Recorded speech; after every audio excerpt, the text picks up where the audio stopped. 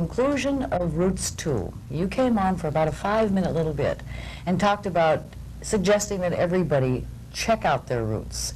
And you moved me to the point of my mother, for all these years, have been talking about my grandmother and my aunts, and I tuned her out, Mr. Hitt, just tuned her out. I wasn't interested until the motivation that you gave me by saying, these people are going to die, and that information is gone forever. For the first time, I said to my mom, hey, tell me about Grandma.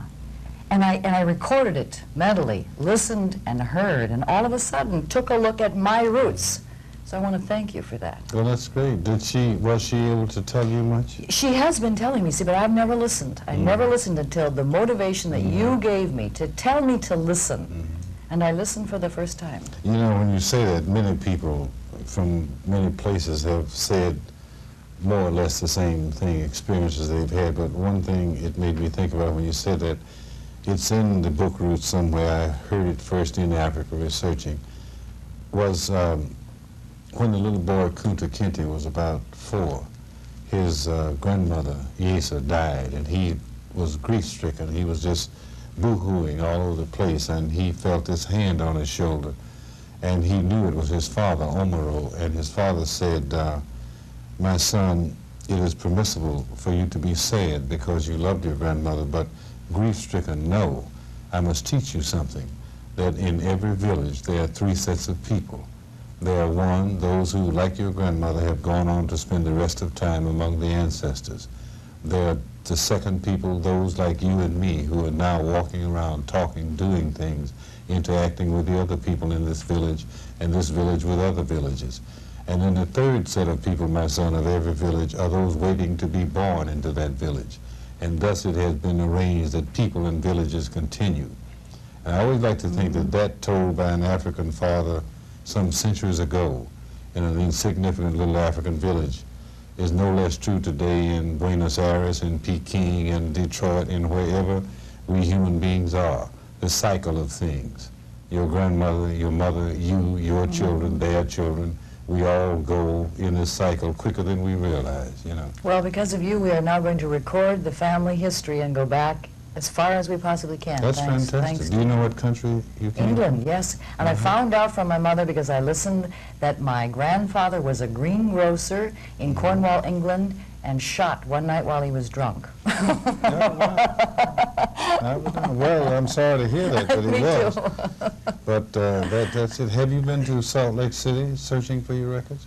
No. You should go there. I'm saying this simply, Salt no Lake matter what City? you... Look, are you kidding?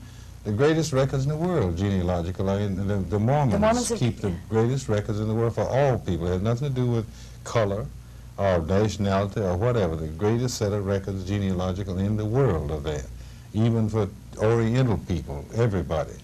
And you should, just as a matter of course, if you really are interested, go there with what you have.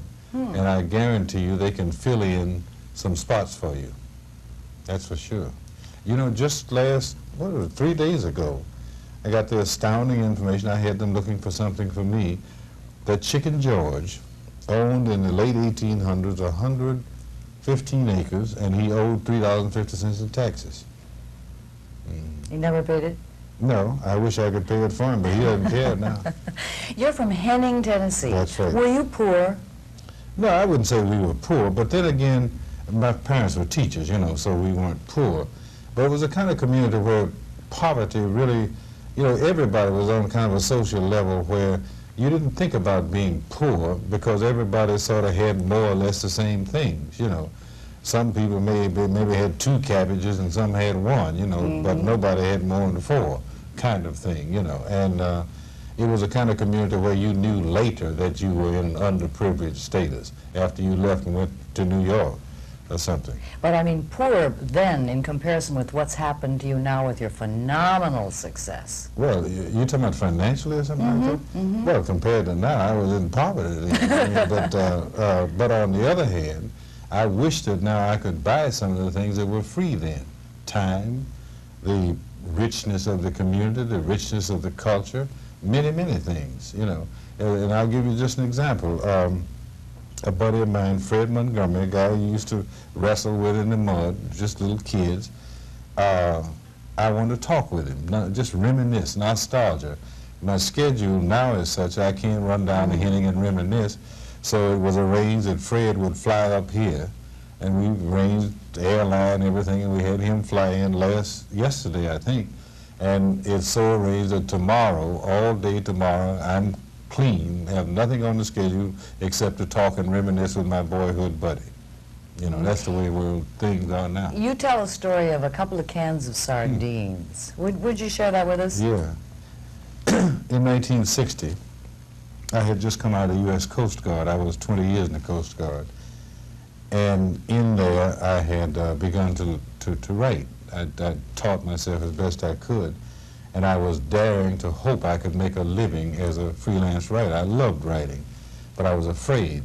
But nonetheless, I was taking this risk. And one afternoon in 1960, it was just dismal. Nothing was going right. You know, I'd gotten a rejection slip or something. And I was in this one little room in a basement in Greenwich Village where I lived. Everything I had in the world was in that room.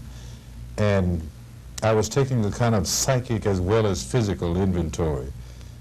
My paper, my typewriter, my desk, which was a door on two sawhorses, stuff like that, the usual thing. And in a cupboard where I had food, whatever I had, there were 2 cans of sardines, and that was all in the way of food. And they were stamped 2 for 21 cents, so you know that was a while back.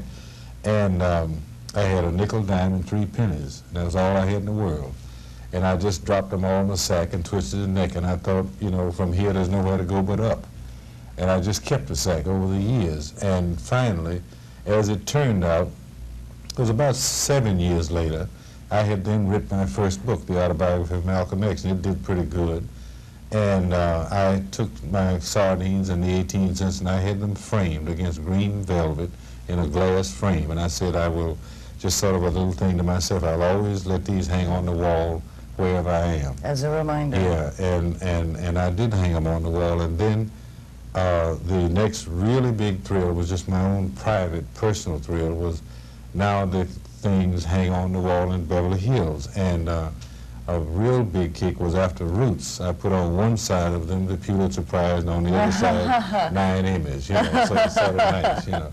And what they mean to me is something I think very symbolic, is that if you really truly have aspiration, ambition, dream to do something, that you have got to have faith when there's no way to know.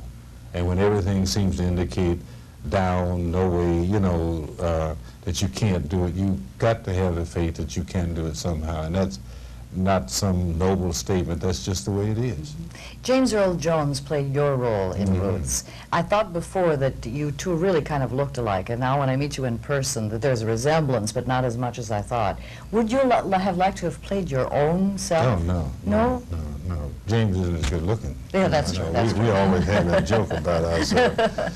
But no, I wouldn't. One of the things I pride about myself is having the common sense to realize that acting is a very specialized craft.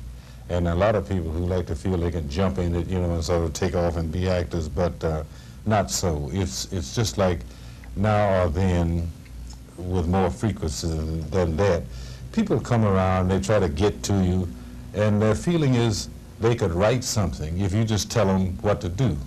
And they have no concept of the years and years of work that it takes to learn this very difficult craft. And so there are a lot of people who look upon the various creative crafts as something they could just do if they got a break, or if they knew somebody who could make it possible. It's not like that, you know. Well, Mr. Haley is now involved in a new program called Kings of the Hill. Yeah, we ought to mention that. Yes, he's executive producer along with Norman Lear, but you're not the writer? This isn't the same. I have been writing a lot on it, although I am hoping not to be the writer soon, because it's a very grueling thing to try to write for a weekly television series. It's a show, a new show about 2 little boys, 9 years of age, 1 black, 1 white, growing up best buddies in a little town in the South. In the 1930s, and it's a drama, not a comedy. Norman and I met one night. The whole thing got born at a party one night at the singer, Helen Reddy's home. and we just met there, and somehow we got to talking about our boyhoods. And then we liked each other, just two guys who liked each other, and we decided we'd like to do something together. And out of that grew, well, let's do something together. And fortunately, you know, Norman certainly is, and I was just entering the kind of realm where people are able to say, let's do it, and something can happen if they just so decide. So I wrote a pilot, and word got around the business that Norman and I were partners on a project, and there was some network interest in here and yon, so CBS got the project, and we are now busily filming, and we go on the air in March. I don't know the exact date, and it's named Kings of the Hill. Kings of the Hill. I'm laughing because, you know, one time Leta Kazan, the great director, Gage Kazan, told me, said, anytime you interview, they said, I don't care what else you say, but be sure you say 5 times the name of whatever you are on there to plug. So Kings of the Hill. Kings of the Hill. I saw the pilot, and to me the key phrase was, the most important thing a man's got to do is stand up for his sin. Oh, yeah, that's Luther. Yeah, that's the father of the little black boy. Little black boy's name, I couldn't resist it, was Booker T. Every black community had a little boy named Booker T. And the white boy's name is David. I named him for David and Goliath because that's one of my favorite biblical parables. It was a pleasure chatting with you, Mr. Haley. My pleasure. And welcome to Nebraska, and good luck in the series. Thank you. We'll look for it here on 10/11 Strong. It's called 5 times Kings of the Hill, Kings of the Hill, Kings of the Hill, Kings of the Hill, Kings of the Hill. Watch it. Okay, all right.